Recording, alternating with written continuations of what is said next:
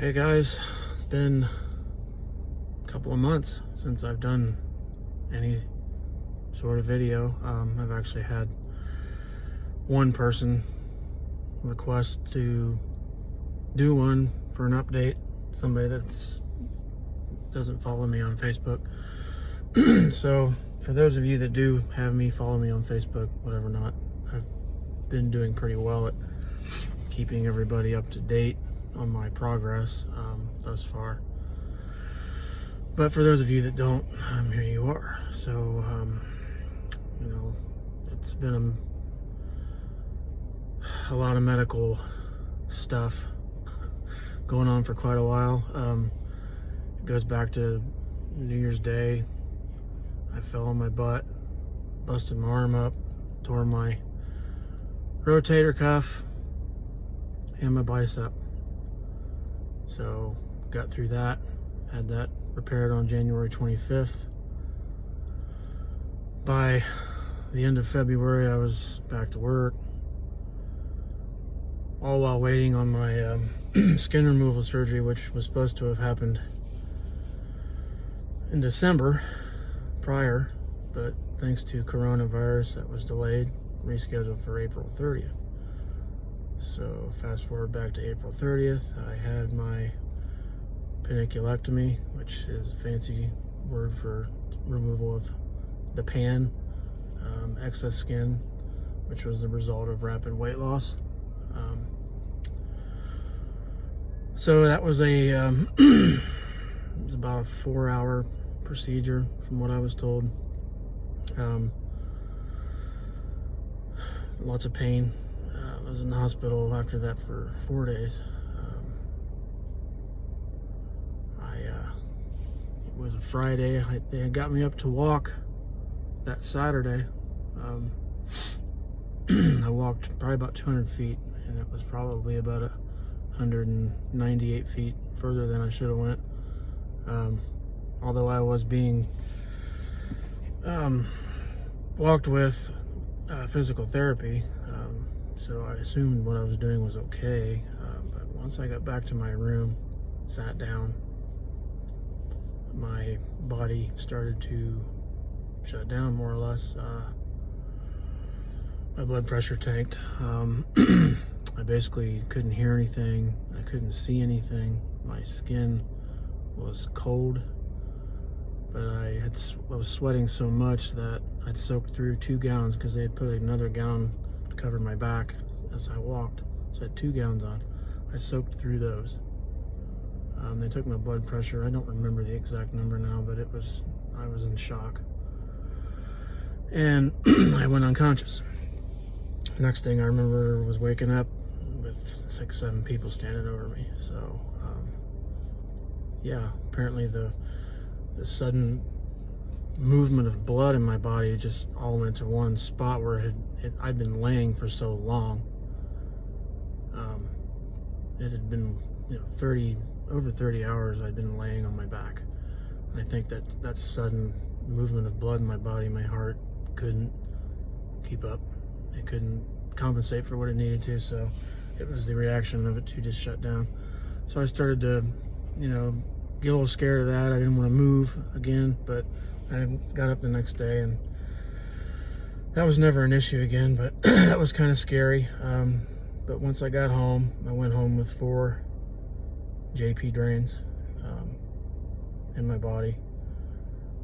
At first, emptying them was very tedious because it was happening quite often. I was draining a lot of stuff.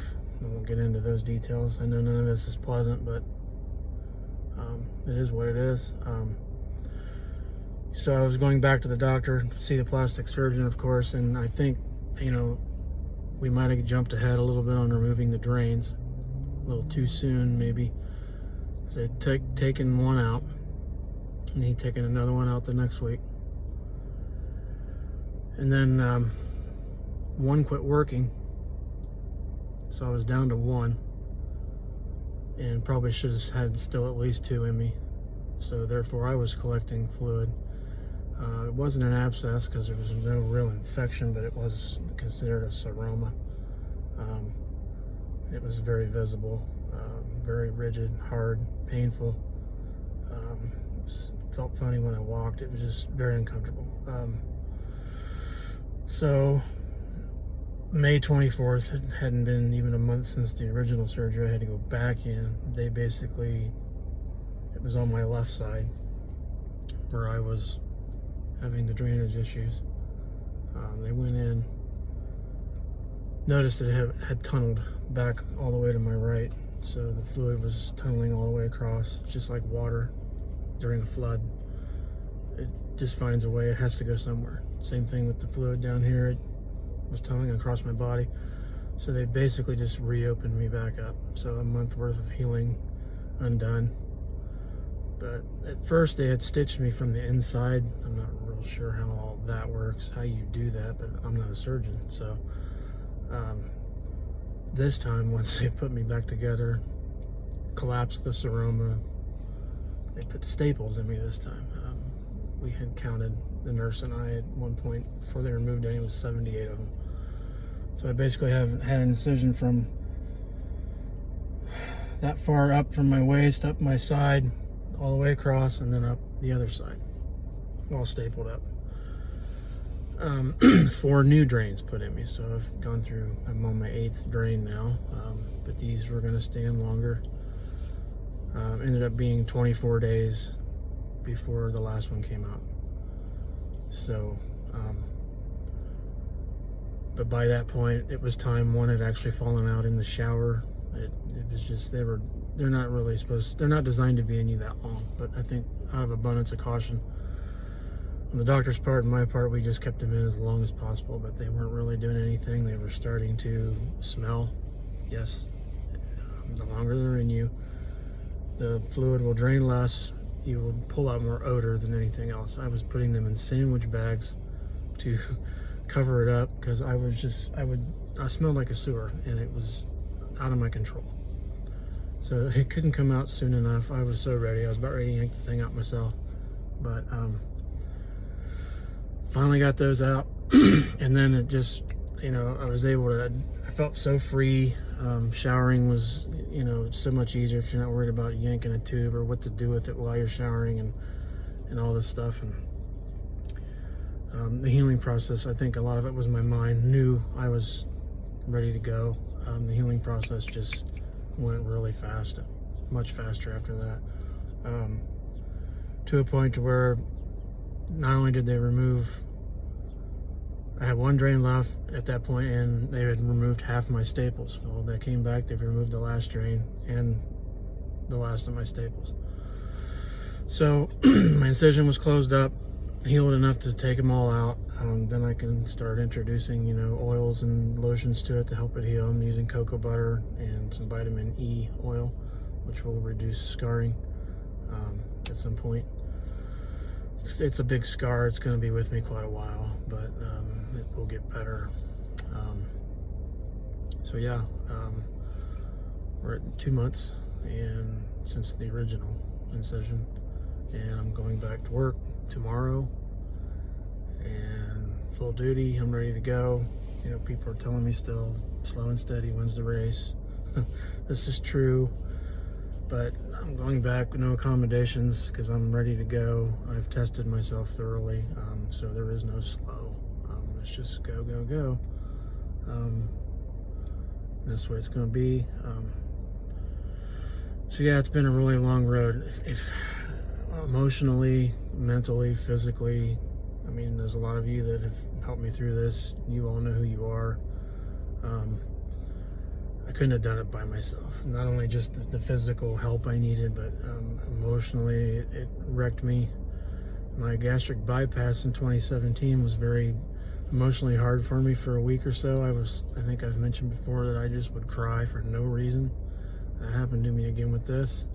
I would get pretty upset just for nothing. But it wasn't for nothing, but it was hard to deal with because I just felt so it's hard to describe unless you've gone through any incision of that size. I had 8 pounds of skin removed from me, and the pain was crazy, and there were days I just wanted to throw in a towel, especially when I had the do-over, basically started over again. And And then I thought on my right side I had a little scab that was pulled, and then I saw a little hole, and then I thought, my God, I'm gonna go through it again on my right side, but thank God that cleared up. You know, of course you think the worst when you've gone through all this. So, but you know, I appreciate everybody that's helped me out and got me back to this point. You know, all this stuff is temporary, but it was really a struggle, and I'm done with doctors and surgeons and hospitals and surgeries for, I hope, quite a while. I've had my fill, and I think my job and my insurance is absolutely fabulous. It was over 150 grand total worth of stuff out of everything done, and not one dime out of my pocket. So that's great. So yeah, that's me in a nutshell right now. You know, I've rambled over 11 minutes, and I try not to keep these videos too long because I want everybody to watch them. So yeah, that's it. Life's getting back to normal. Summer's here. Hopefully we're all getting back to normal, if you know what I'm talking about. And but I'll try to do more of these. It's just, we all know we're all busy. It's hard to do things at times, but anybody's got questions, you know how to get a hold of me through my Half the Man page. If you're on Facebook with me, you got my phone number, whatever, give me a call. I got pictures of the incisions, all that stuff, and I'll show them to anybody who wants to see them. You know, it's just, if you're gonna have this surgery, thinking about it, want to know what's entailed. You know, everybody's gonna be a little different. Every surgeon's gonna do things a little differently, but it's pretty much all universal. So hit me up if you got questions, need support, anything. I'm here. So love you guys, take care, and I'll be talking to you. Thanks for watching. Bye.